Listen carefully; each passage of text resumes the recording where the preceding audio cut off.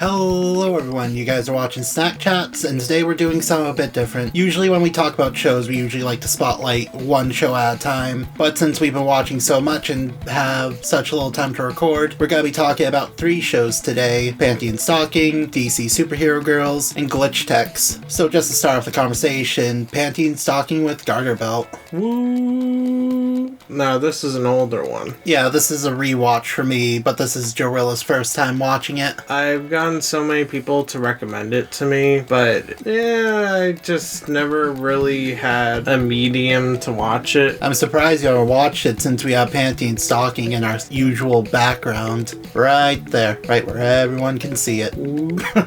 I guess first thing to notice is that the show has really great animation. A lot of the people that worked on this soon went over to Trigger, and you can sort of tell that the animation's similar to something like Kill la Kill or Space Patrol Lulu.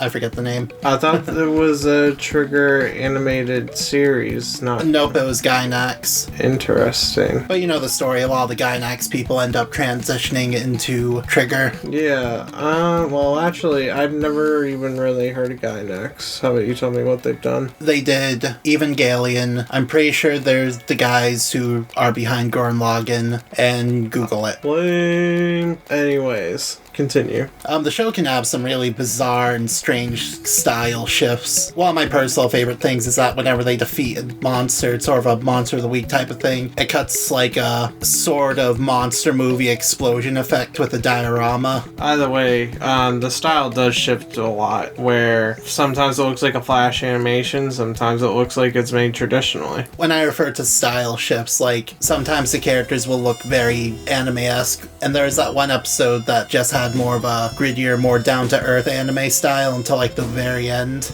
As a lot of fans know, the show ended on a serious cliffhanger ending, and the only thing we ever really got was a sequel comic called Cemetery Hills, but even then it sort of ends abruptly and leaves you wanting more. Yeah, I honestly felt like while you're going along with the series, the cliffhanger they left us on, I felt like could have been ended in another episode and then just be done with it. As such, I didn't really feel too strongly about it, you know? Yeah. I just want more episodes. I don't care about this storyline. Yeah. I guess transitioning on to the next show, we recently watched about the first season of DC Superhero Girls. It turned out a lot better than I thought it would. I don't know, it just felt like one of those cash grab things that DC wants to appeal to not just boys, but also girls. If you see the original designs, it's very doll-like. Yeah. But the show's frontrunner is Lauren Faust, who, you know, is behind MLP Friendship is Magic. And when you watch enough of the show, you can sort of tell that a lot of the character traits carry over from MLP. Well, I've never really watched it. I know, like, for MLP, I hear that there's, like, some bad seasons of MLP, and I probably watched one of those episodes. That's whatever. The show's kind of like MLP, but without the fan base that's full of pedophilia, transphobia, and military bootlickers. I mean, there's always gonna be those people. You know, there was, like, concepts being passed around in like the mid-2000s about like a Gotham High style television show, and this is sort of like the closest thing we're gonna get to that. Yeah. Well, either way, the humor is spot on. I'm pretty sure most of the time Batgirl has the best lines. Is something wrong? No, it's just that I'll never forget that beautiful summer's day in Gotham City. Yeah. That and her with Harley Quinn. No, Harleen. Yeah, it's sort of weird having Tara Strong have a conversation with herself. I never felt that way, but I know you were having such a hard time with them not knowing their alter ego. Oh yeah, the thing was, it's Harley Quinn, but Batgirl's friend is Harleen Quinn. Whoa. Also, talk about characters. Wonder Woman, what are you doing in high school? You're like 35. Yeah. I guess one thing I noticed about some of the episodes is that there's a lot of two-parters, which I can understand. A lot of the people who came from MLP, that was a half an hour show, and now this is a 15-minute show. So sometimes episodes feel like they can end very abruptly because of the 15-minute mark. Also, this is a very missable moment, but Vic noticed this, where there was chocolate cake at the dog show episode. Just saying. Yeah, they brought Crypto and Ace the Bat Hound for one episode. It was for like a generic dog episode. And like, I know it's like, what the fuck? One of the things is chocolate cake. That's poisonous, dogs. What's wrong with you people? It's just that type of humor. Like, I feel like we should rewatch it eventually just to look for the deeper humor like that. Yeah, it's definitely a show that focuses on having fun first and foremost. Yeah. I mean, it does have a lot of action and it does have some dramatic moments, but it's mostly just there to have a good time. There's no real story progression either, other than like the first 1 or 2 episodes. Also, Robin is a fuckboy. Yeah. Just look at him. He looks like he'll fuck your wife and call you a racial slur. And this is Batman's son. Yeah, it's probably Damian Wayne. Yeah, we try and forget about him. Yeah. You want to start talking about the last show on our list, Glitch Techs? Just before we leave, DC Superhero Girls, seriously watch it no matter how girly or whatever it looks. The humor is anything better you'll find on YouTube. Anyway, the last show that we're going to be talking about is Glitch Techs. Woo! The show has a lot of dated late 2000s, early 2010 lingo. But the thing is that it is actually very well animated.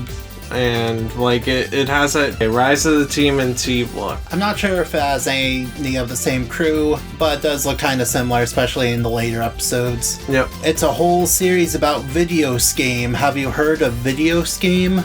No. If I had to rate the fake game, 0 being Johnny Test and 10 being Metarunner, I would give this series a solid 6. Yeah. Just in like the first pilot episode, the main character 5 is like, yeah, my favorite video game is Pack Cat or whatever the fuck. And then you see gameplay of it, it just looks like a shitty mobile game. Woo! Mobile gamers gonna hire you? Yeah. The main characters are 5 and Stalking from Pantheon Stalking. I mean, Miko. Miku. Don't look her name up on Google. Now people are going to.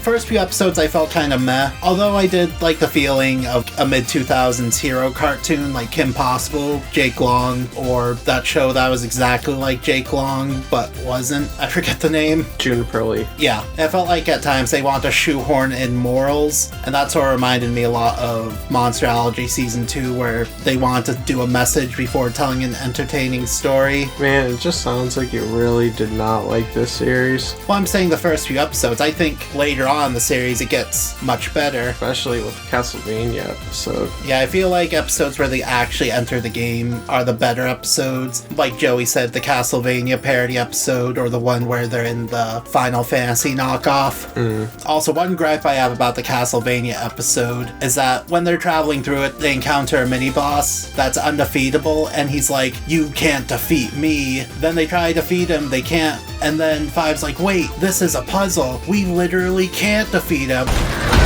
No one defeats the Blade Demon of Truth. All who try this shall fail.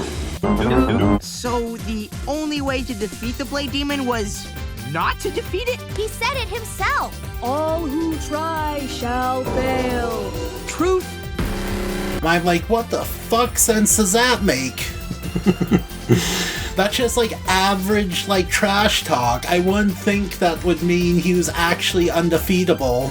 Yeah. Anyway, do you think that the series is gonna get like a season 2? I would sure hope so, because it seems like it was just in a purgatory while getting only 9 episodes. Like I said with like Rocco or Invader Sim, it wasn't under development hell, but more publishing hell. Which is probably why a lot of the stuff feels dated. Regardless, I do have a little thing that not a lot of people know about, is that Nickelodeon funds all these pilots. I know from Cloud Kid, a Massachusetts company that first did animation, did plugins for Flash, etc. Now is in robotics, but Nickelodeon did not pick up any of them because they weren't SpongeBob enough. Yeah, that's just a sad reality with animation, at least on Nickelodeon. They'll chew you up and spit you out into Nicktoons. If you want to see some of the pilots from Cloud Kid, look them up. They still have the pilots on their website, cloudkid.com. Wonderful watches. Anyway, just one last thought about glitch text. In the second episode, they hinted a story about, I think they called it Polybius, a parody of Polybius, sort of like an internet horror story.